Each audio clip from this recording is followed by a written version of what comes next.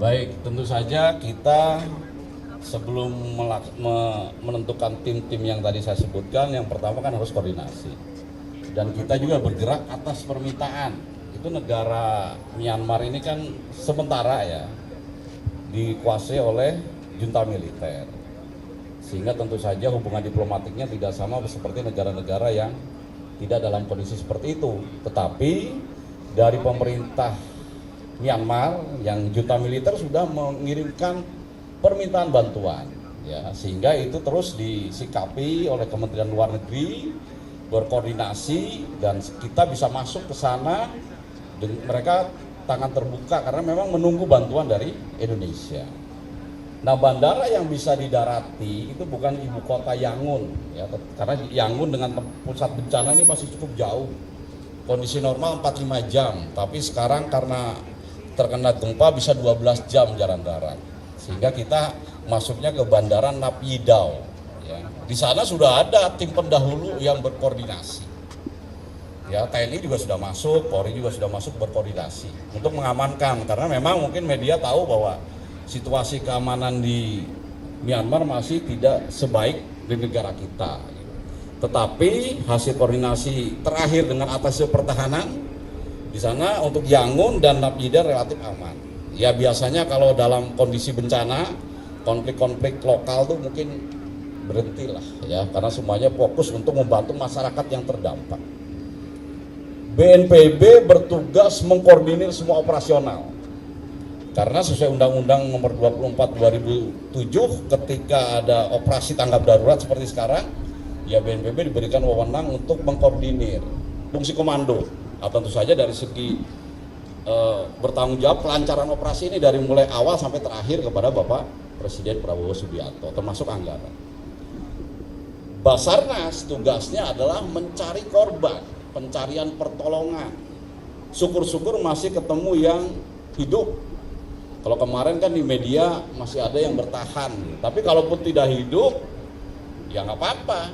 Mungkin jenazah, seperti pengalaman di Turki, waktu seminggu Basarnas dengan tim yang lebih kecil daripada sekarang, dengan perlengkapan yang lebih minim, itu bisa menemukan 15 jenazah.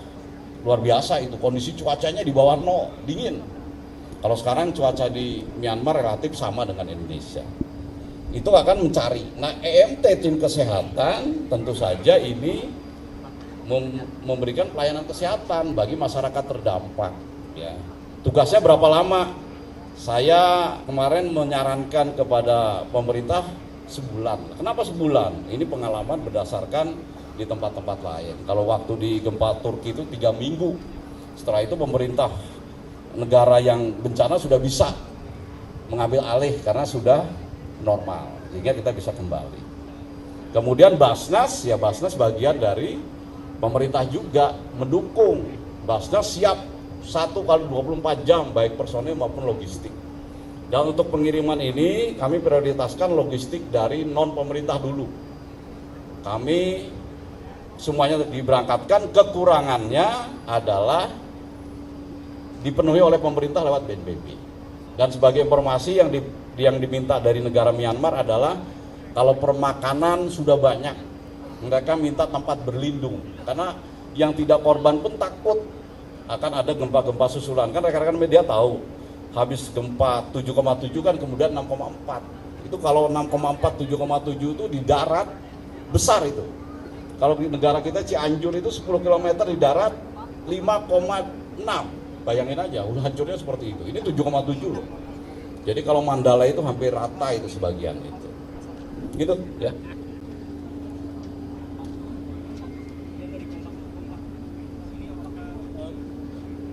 Pak Icimrian dari Kompas.com, ini apakah BNPB sudah ada update terbaru mungkin soal korban jiwa dari WNI, apakah ada gitu Pak, dan mungkin korban luka-luka sudah ada update-nya gempa ini? Itu saja Pak, terima kasih. Nanti untuk lebih jelasnya dari Kemlu ya, nanti dari ada yang bisa menjawab. Tapi yang informasi kami peroleh, begitu terjadinya gempa kan yang dilakukan pemerintah Indonesia baik di Myanmar maupun di Bangkok, WNI seperti apa?